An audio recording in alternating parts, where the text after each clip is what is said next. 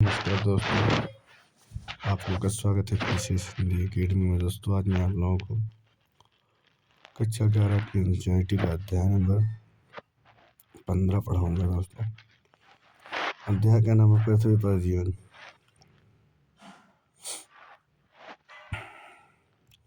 इस पुस्तक के विभिन्न अध्यायों से अब तक आप पर्यावरण के 3 प्रमुख परिमंडल, स्थलमंडल, जलमंडल, वायुमंडल के विषय में जान चुके हैं। आप जानते हैं कि पृथ्वी पर रहने वाले सभी जीवधारी जो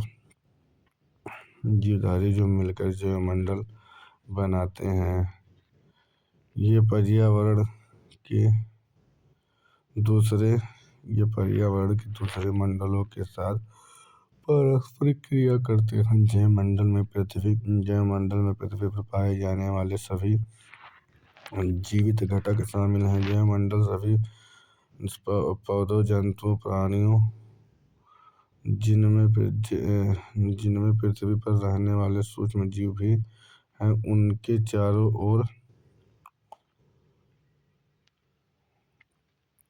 उनके चारों तरफ के पर्यावरण के पारस्परिक अंतर्संबंध से बना है। अधिकतर जीव स्थलमंडल पर ही मिलते हैं, परंतु कुछ जलमंडल और कुछ वायुमंडल में भी रहते हैं। बहुत से ऐसे जीव भी हैं जो एक मंडल से दूसरे मंडल में स्वतंत्र रूप से विचरण करते हैं। दोस्त, बताया गया कैसे बहुत से जीव हैं जो एक दूसरे जलमंडल में भी रहते हैं, स्थलमंडल में भी रहते हैं, वायुमंडल में भी रहते हैं। जैवमंडल और इसके घटक पर्यावरण के बहुत महत्वपूर्ण तत्व हैं। ये तत्व अन्य प्राकृतिक घटकों जैसे भूमि, जल व मिट्टी के साथ पारस्परिक क्रिया करते हैं। ये वायुमंडल के तत्वों जैसे तापमान, वर्षा, आर्द्रता व सूर्य के प्रकाश से भी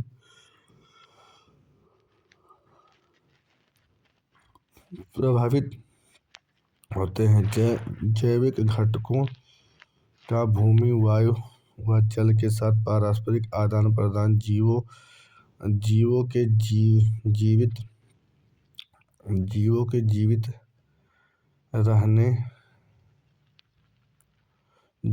जीवित रहने बढ़ने का विकसित होने में सहायक होता है। पारिस्थितिकी, जिसको बोलते हैं दोस्त इकोलॉजी।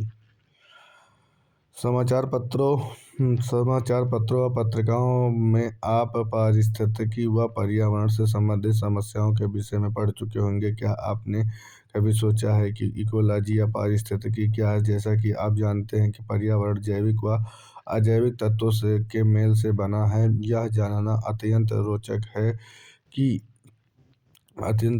है कि संतुलन के विषय में विभिन्न जीवधारियों का होना और बने रहना क्यों आवश्यक है। इस संतुलन में रहने के लिए विविध प्राणियों, जीवधारियों का एक विशेष अनुपात में रहना आवश्यक है, जिससे जैविक अजैविक तत्वों में स्वास्थ्य अंतरक्रिया जारी रहे। पारिस्थितिकी प्रमुख रूप से जीवधारियों के जन्म, विकास, वितरण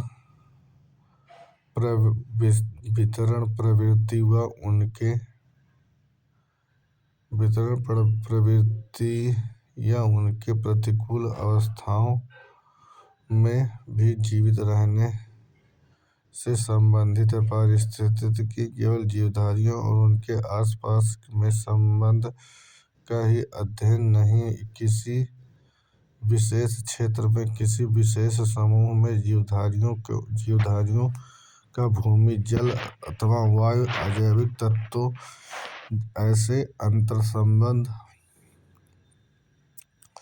अंतर्संबंध जिसमें ऊर्जा प्रवाह व पोषण श्रृंखलाएं स्पष्ट रूप से समायोजित हों, उसे परितंत्र कहा जाता है। पारिस्थितिकी के संदर्भ में आवास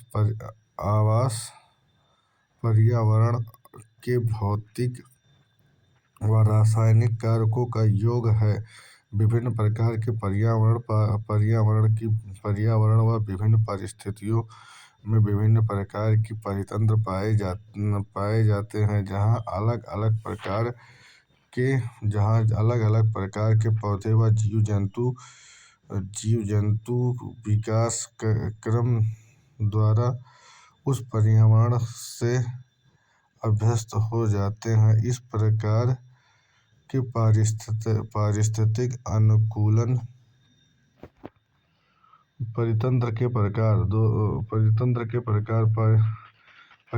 मुख्यतः दो प्रकार के होते हैं: स्थलीय परितंत्र व जलीय परितंत्र। स्थलीय परितंत्र को पुनः बायोम में विभक्त किया जा सकता है। बायोम पौधे, प्राणियों व एक समुदाय है जो एक भौगोलिक बड़ी क्षेत्र पर पाया जाता है। पृथ्वी पर विभिन्न बायोम की सीमा निर्धारण जलवायु व अपक्षय संबंधी तत्व करते हैं, अतः विशेष परिस्थितियों में पादप व जंतु के अंतर संबंध के कुल योग को बायोम कहते हैं।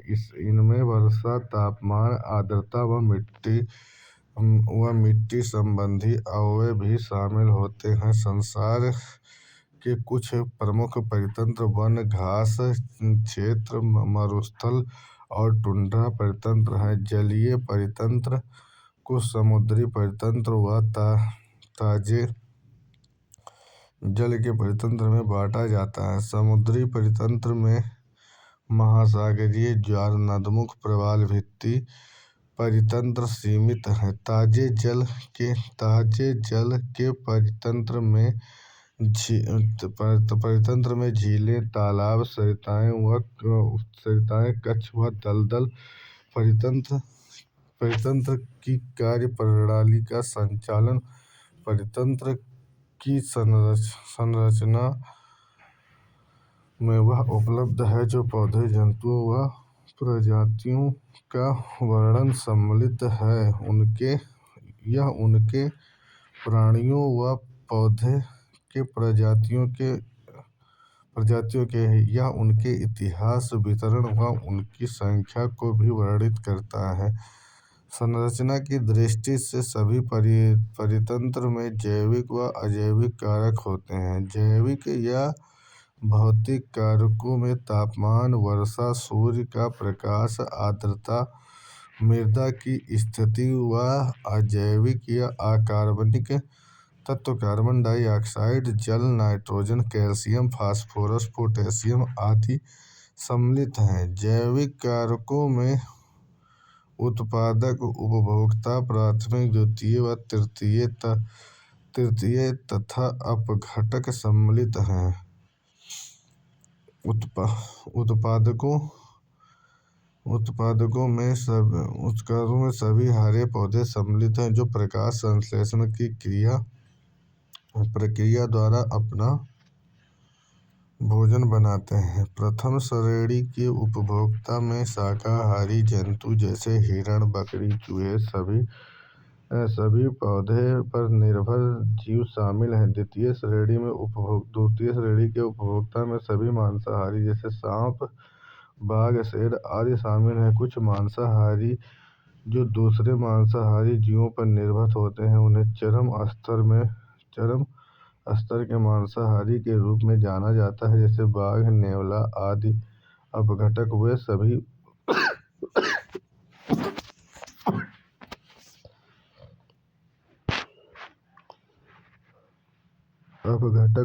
हैं जो मृत जीवों पर निर्भर हैं, जैसे कौवा और गिद्ध, तथा कुछ अन्य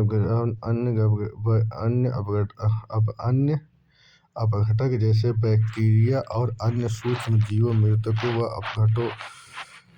अप अप अप मृतकों को अपघटित कर उन्हें सरल पदार्थों में परिवर्तित करते हैं। प्राथमिक उपभोक्ता उत्पादक पर निर्भर हैं, जबकि प्राथमिक उपभोक्ता द्वितीय उपभोक्ता के भोजन बनाते हैं। द्वितीय उपभोक्ता व तृतीय उपभोक्ता के द्वारा खाए जाते हैं। अपघटक प्रत्येक स्तर पर मृतकों पर निर्भर हैं। ये अपघटक इन्हें विभिन्न पदार्थों जैसे कार्बनिक, अकार्बनिक अवयव और मिट्टी की उर्वरता के लिए पोषक तत्वों में परिवर्तित कर देते हैं।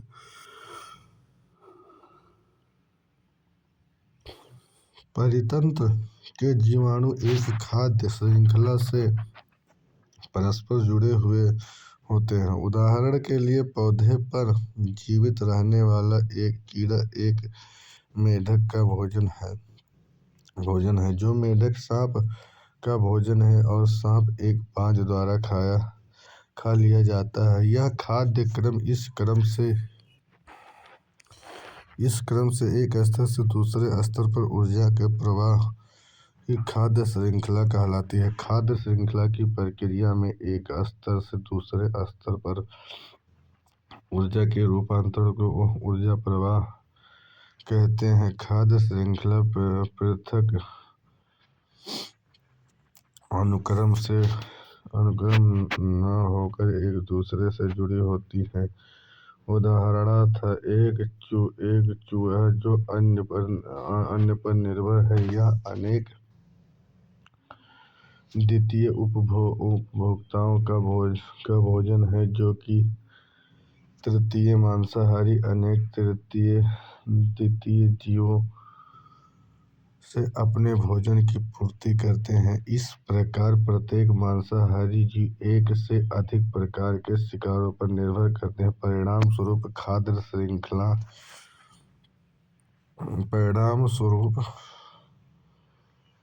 खाद्य श्रृंखलाएं आसपास के एक दूसरे से जुड़ी हुई हैं। प्रजातियों के इस प्रकार जुड़े होने अर्थात जीवों की खाद्य श्रृंखलाओं के विकल्प उपलब्ध होने पर जो खाद्य जाल कहलाता है। सामान्यतः दो प्रकार की खाद्य श्रृंखलाएं पाई जाती हैं: चराई खाद्य श्रृंखला और अपर्दन खाद्य श्रृंखला। चराई खाद्य श्रृंखला पौधे उत्पादक से आरंभ होकर मांसाहारी तृतीय उपभोक्ता तक जाती है, जिनमें शाकाहारी मध्यस्तर पर हैं। हर स्तर पर ऊर्जा का ह्रास होता है, जिसमें श्वसन, उत्सर्जन व विघटन की प्रक्रिया सम्मिलित है। खाद्य श्रृंखला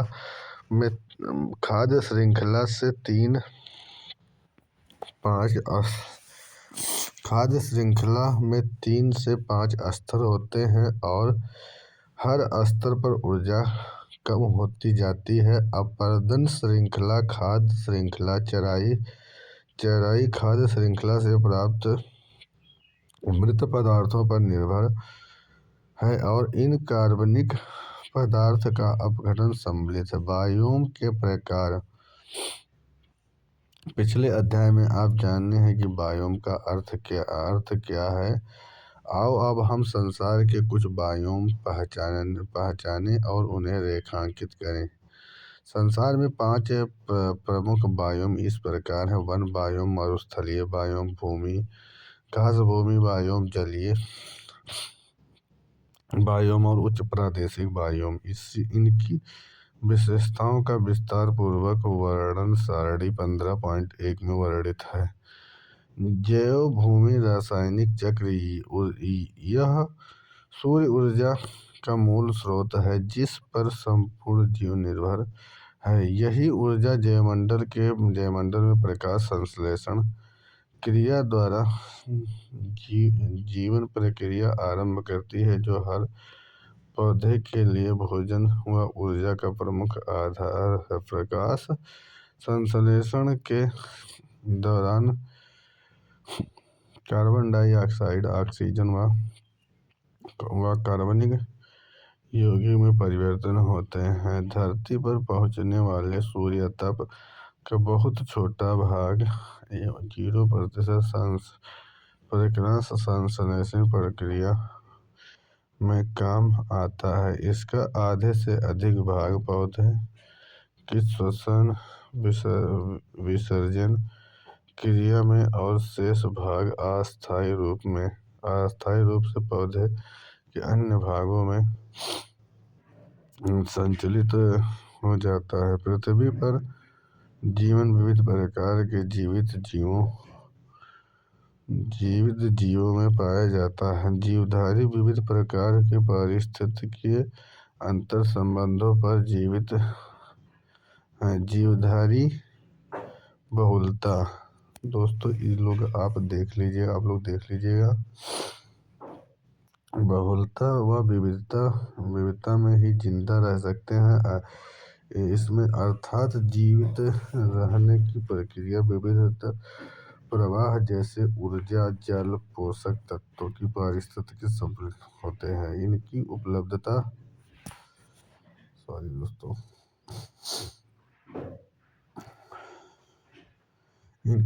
संसार के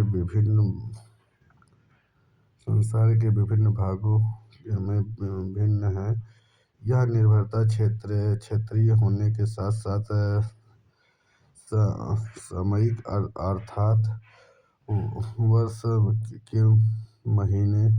के 12 महीनों में विभिन्न होते हैं। विभिन्न अध्ययनों से पता चलता है कि पिछले 100 करोड़ वर्षों में वायु व जलमंडल की संरचना में रासायनिक घटकों का संतुलन लगभग एक जैसा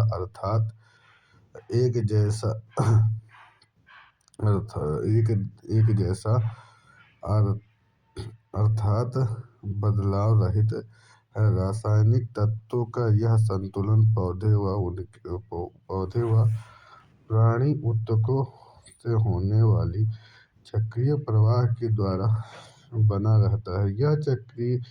यह चक्र जीवों व रासायनिक तत्वों के अवशोषण से आरंभ होता है और उनके वायु, जल व मिट्टी में विघटन से पुनः आरंभ होता है। ये चक्र मुख्यतः सौर ताप से संचालित होते हैं। जैवमंडल में जीवधारियों व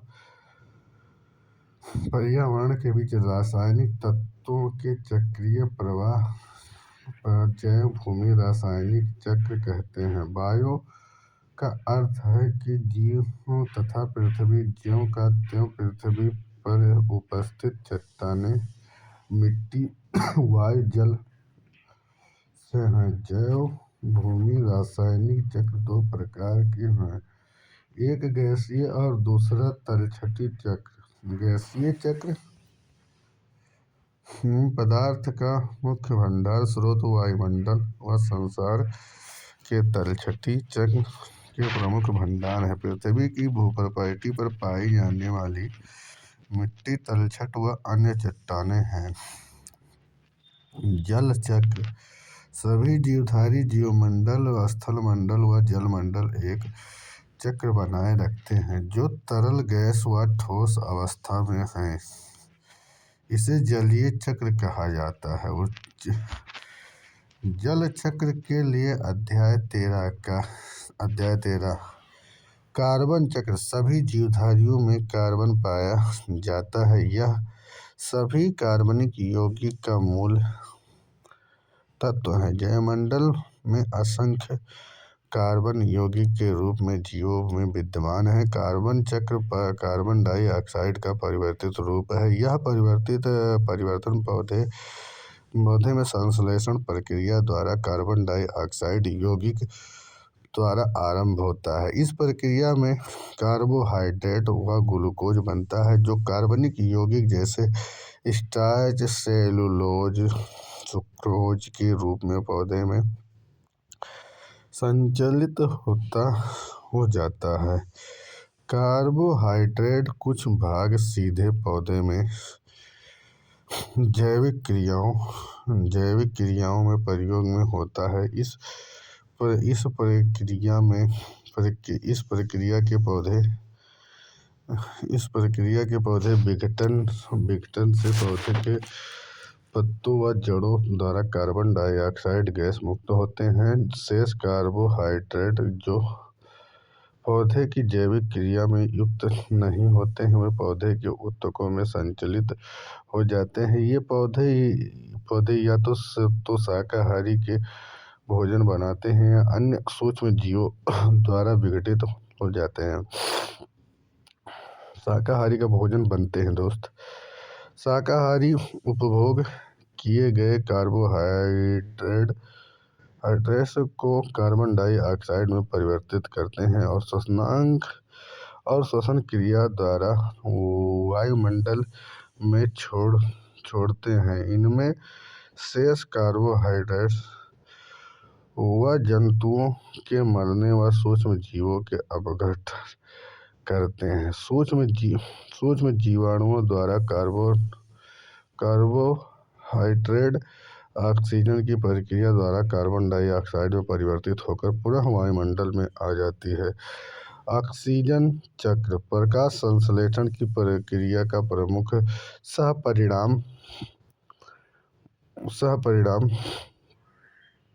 बाय प्रोडक्ट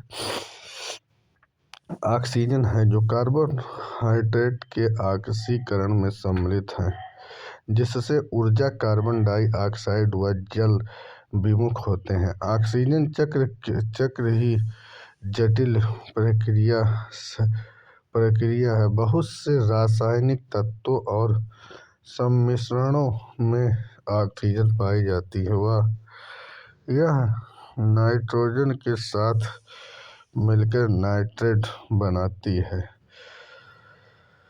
तथा बहुत से अन्य खनिजों व तत्वों से मिलकर कई तरह के ऑक्साइड बनाती है, जैसे आयरन ऑक्साइड, एल्युमिनियम ऑक्साइड आदि। सूर्य प्रकाश की प्रकाश संश्लेषण प्रक्रिया के दौरान जल अणुओं व CO2 के विघटन से ऑक्सीजन उत्पन्न होता है और पौधे की वाष्पोत्सर्जन प्रक्रिया के दौरान भी यह वायुमंडल में पहुंचती है। नाइट्रोजन चक्र वायुमंडल की संरचना का प्रमुख घटक नाइट्रोजन वायुमंडल गैसों का 78% भाग विभिन्न कार्बनिक यौगिक जैसे amino acid, nucleic acid, vitamin व वर्णक आदि में यह एक महत्वपूर्ण घटक है। वायुमंडल में स्वतंत्र रूप से पाई जाने वाली नाइट्रोजन को अधिकांश जीव प्रत्यक्ष रूप से ग्रहण करने में असमर्थ होते हैं। केवल कुछ विशिष्ट प्रकार के जीव, कुछ मृदा जीव व ब्लू ग्रीन एल्गी ही इसके प्रत्यक्ष गैस के रूप में ग्रहण करने में सक्षम है। सामान्यतः नाइट्रोजन यौगीकरण के द्वारा ही प्रयोग लाई जाती है। नाइट्रोजन का लगभग 90% व भाग जैविक है, अर्थात जीव ही ग्रहण कर सकते हैं। स्वतंत्र नाइट्रोजन का मुख्य स्रोत मिट्टी के सूक्ष्म जीवों की प्रक्रिया व संबंधित पौधे की जड़ों व रंध्र वाली मृदा है, जहाँ से कुछ वायुमंडल में पहुँचती है। वायुमंडल में भी बिजली चमकने व अंतरिक्ष विकिरण द्वारा नाइट्रोजन का यौगीकरण होता है।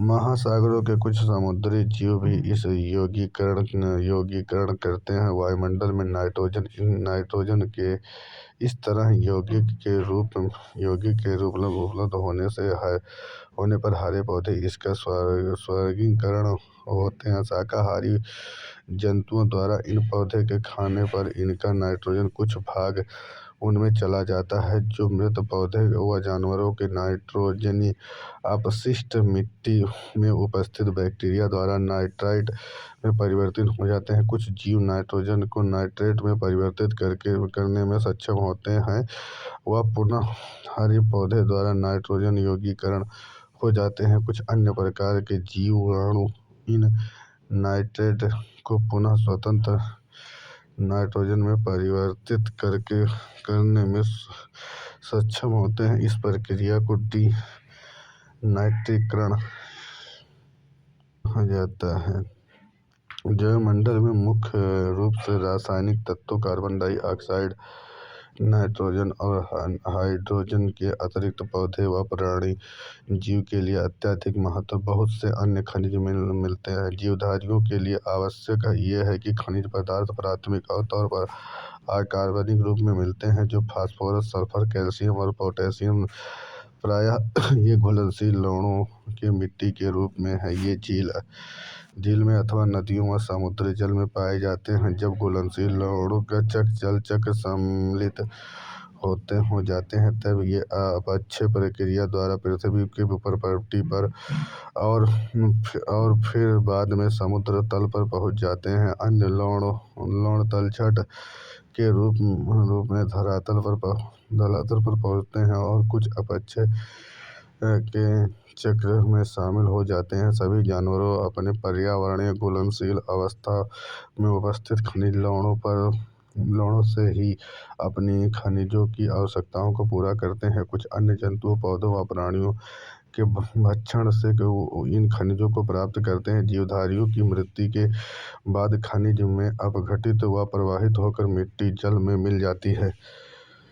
पारिस्थितिक संतुलन किसी परितंत्र या आवास के जीवों के समुदाय में पारस्परिक गतिक सामान्य से ही अवस्था में ही पारिस्थितिक संतुलन है। यह तभी संभव है जब जीवधारियों की विविधता अपेक्षाकृत अस्थायी रहती है, क्रमशः परिवर्तन भी हो लेकिन प्राकृतिक अनुक्रमण के द्वारा ही होता है। इस परितंत्र में इस हर प्रजाति की संख्या एक अस्थायी संतुलन के रूप में वर्णित किया जा सकता है। यह संतुलन निश्चय प्रक्रिया, प्रतिस्पर्धा, आपसी सहयोग से होकर कुछ प्रजातियों के जिंदा रहने के संघर्ष भी पर्यावरण के संतुलन प्राप्त किया जाता है। संतुलन इस बात पर भी निर्भर करता है कि कुछ प्रजातियों अपने भोजन व जीवित रहने के लिए दूसरी प्रजातियों पर निर्भर रहती हैं, जिससे जीव प्रजातियों की संख्या निश्चित होती रहती है और संतुलन बना रहता है। इसके उदाहरण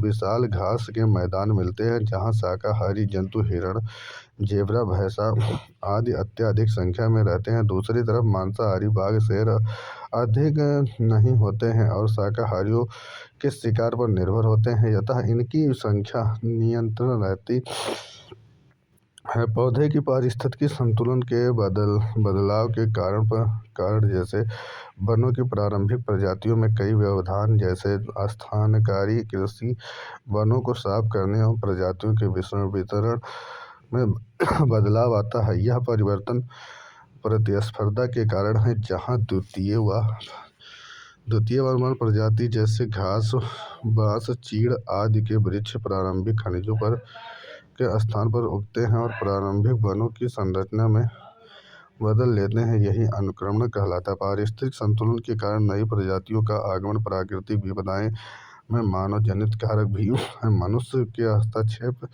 से पादप समुदाय व संतुलन प्रभावित होते हैं। अंततोगत्वा यह पूरे परितंत्र के संतुलन को प्रभावित करता है। यह असंतुलन से कई अन्य द्वितीय अनुक्रमण आते हैं। इस प्राकृतिक संसाधनों पर जनसंख्या दबाव से विभिन्न परिस्थितियों में बहुत प्रभावित होते हैं। इन पर्यावरण के वास्तविक रूप से लगभग नष्ट कर दिया जाता है और सामान्यतः पर्यावरण पर भी बुरा प्रभाव डालता है। पर्यावरण असंतुलन ही प्राकृतिक आपदाएं जैसे बाढ़, भूकंप, बीमारियों और कई जलवायु संबंधी परिवर्तन होते हैं। विशेष आवास स्थानों व पौधे प्राणी समुदायों के विघटन अंतर संबंध पाए जाते हैं। निश्चित स्थानों पर जीवों में विविधता के पर्यावरणीय कारकों का संकेत है। इन कारकों का समुचित ज्ञान व समझ ही परितंत्र संरक्षण व बचाव का प्रमुख आधार है। दोस्तों, मुझे उम्मीद है कि अध्याय आप लोगों को अच्छे से समझ में आया होगा। दोस्तों, यदि यह अध्याय आप लोगों को अच्छे से समझ में आया तो अपने उन दोस्तों के पास शेयर कीजिए जो NCERT पढ़ना चाहते हैं ये अध्याय मैंने थोड़ा जल्दी में ख़त्म किया दोस्तों, क्योंकि इसमें कुछ ऐसा था नहीं जो बताने लायक हो। लेकिन फिर मिलते हैं अगले क्लास में, तब के लिए नमस्कार, बाय बाय।